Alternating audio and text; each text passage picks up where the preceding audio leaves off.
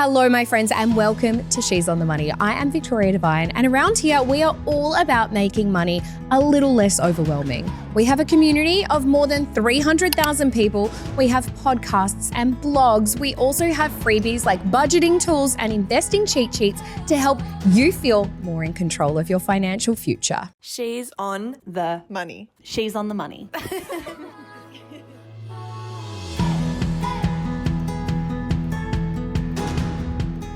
My name's Natasha Bamblett. I'm a proud First Nations woman and I'm here to acknowledge country. Hello, beautiful friends. We gather on the lands of the Aboriginal people. We thank, acknowledge and respect the Aboriginal people's land that we're gathering on today. Take pleasure in all the land and respect all that you see. She's on the Money podcast acknowledges culture, country, community and connections, bringing you the tools, knowledge and resources for you to thrive. Hi, She's on the Money. I have a money dilemma and would love some advice. My partner wants to buy a house or apartment together next year. I want this too, in brackets, eventually, but travel is so important to me. I know traveling will be incredibly difficult once we are locked into a mortgage. My question is traveling while having a mortgage a bad idea? I know financially, I should probably just throw everything we have at it financially, but I also want to see the world while I'm young. Am I stupid for wanting my cake and to be able to eat it too? I would love your tips. I think it's so dependent on your personal financial situation, because if you're earning $50,000 a year, paying a mortgage and traveling might be a little bit tricky. But if you're earning $150,000 a year, it's probably something that's a lot more achievable. Yeah. It also really depends on, I know that you've said you want to see the world. So to me, that kind of implies international travel. That can be a lot, and it really depends on where you want to go. You know, countries closer to Australia versus countries further away, first world versus third world. Like there's lots of factors that are going to impact how expensive it will be for you to travel. I would say that if that's something that you want to prioritize, that's totally okay, but you need to talk to your partner about it, because it sounds like they're operating on the assumption that you're doing this together, like purchasing this home together. And it sounds like you're not quite there yet. You said it's something you want to do eventually, but you don't want to do it now. And it sounds like maybe your partner is pushing to get it done sooner than later, which is totally fine that you both have different priorities. But if your partner's operating on the assumption that you'll be doing it together in the next 5 years, for example, like they've probably built their long-term plan around that. And if that's not something you want to commit to, you've kind of got to let them know, because that's 100%. Going to impact what their plans are, how soon they can do it, all those types of things.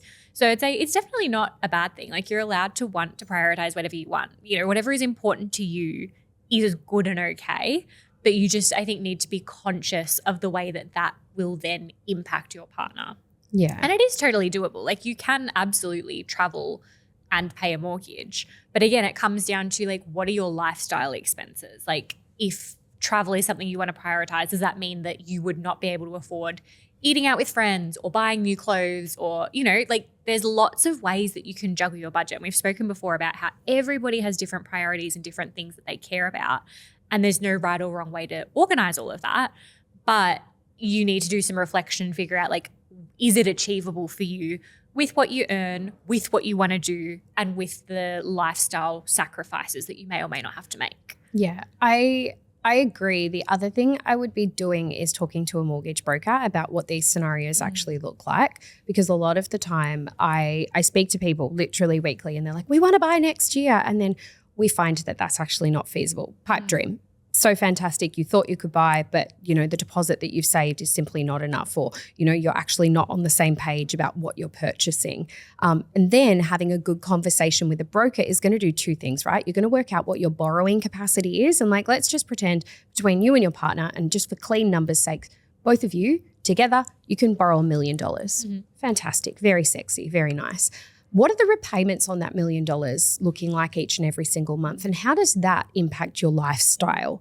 And what does that then look like for the rest of the lifestyle that you want to achieve? So are we talking to our partner about not maybe pushing off, like let's pretend your partner is reasonable in saying, we can afford to buy next year, Jessica. Mm-hmm. And you go, yes, no worries. What does life look like to them? Have you had a bit of a brainstorm together about, well, you know, what are we happy to sacrifice? What are we not happy to sacrifice? Like I remember when my husband and I were buying, we had a borrowing capacity above what we actually purchased for, because like both of us were like, oh, still want to eat out. We still want to have travel. We still want to have all of these things. So we lowered what we borrowed and what our quote limit was, not because that's what the bank said we could borrow, but that's what we said we could borrow based on the lifestyle we wanted to achieve. Yeah. And so I think that's really important as well. So what does your partner think? Like, are they planning on purchasing and they just still think travel's going to be slotting in there absolutely fine? Or are they like, oh my goodness, Jess, I never actually thought about this. You're right. Like, we'll be living on rice and beans for the rest of our life if we take on that mortgage. And maybe the decision is to save for a little bit longer so you have more deposit, or maybe it is to reset expectations around the type of property that you purchase. So you can absolutely have your cake and eat it too.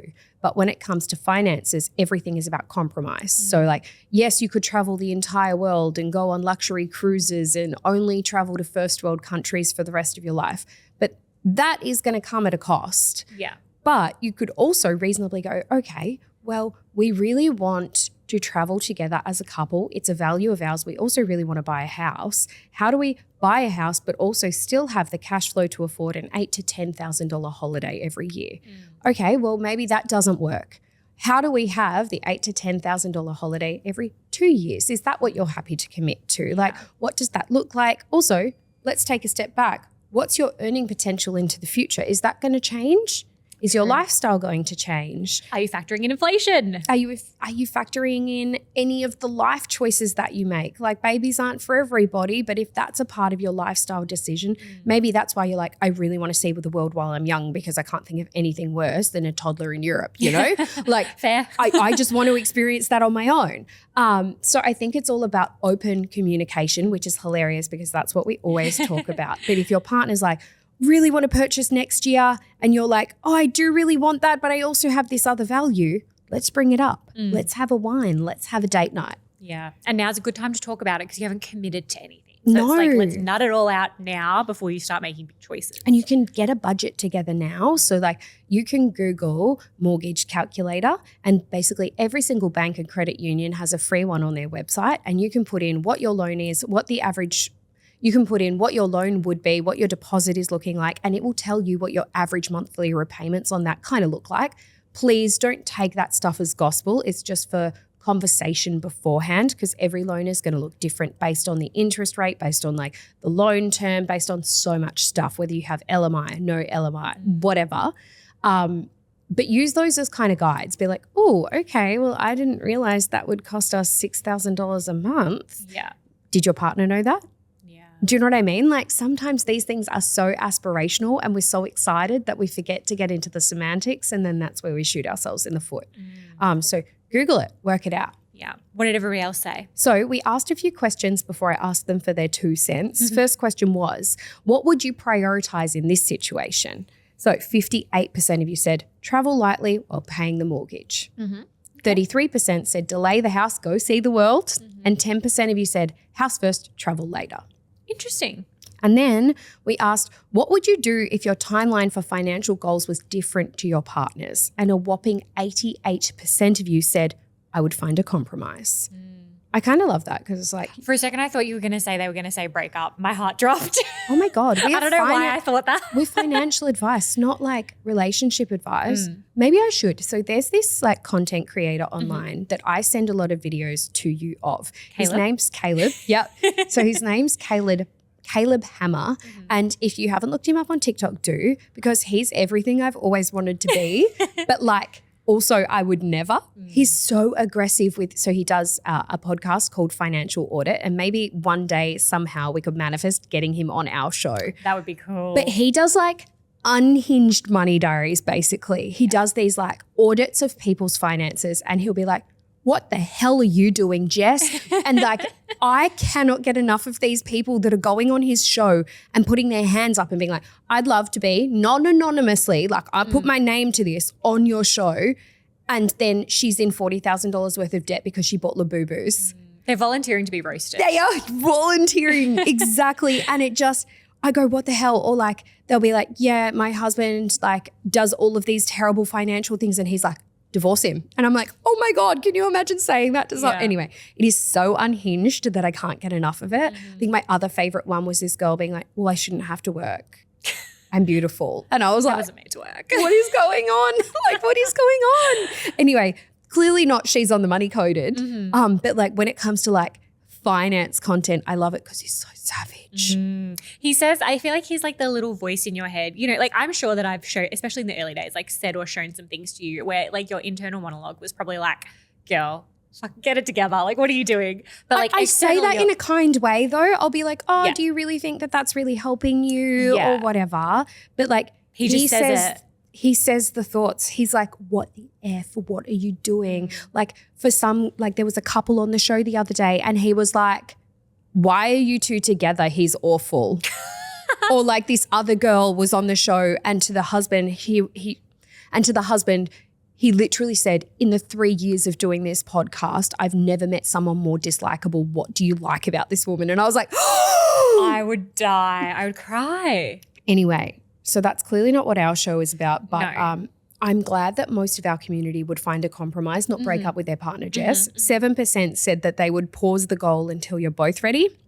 And 5% said, no, I'm sticking to my own plan. There you go. Live, love, laugh, queens. We then said, guys, what is your 2 cents? First person, and I've just got like a little selection as always. First person said, you can definitely travel with a mortgage. I do, just don't borrow more than you can manage. Icon. It can be done. Next person said, extending trips would allow for renting out the home whilst paying the mortgage. Oh, that's clever. You could Airbnb it out or something. Exactly. I didn't even think of that. Next person said, start a side gig so that you can pay for your travel. I mean, why not? Hustle queen. Next person, you will never regret traveling and making memories.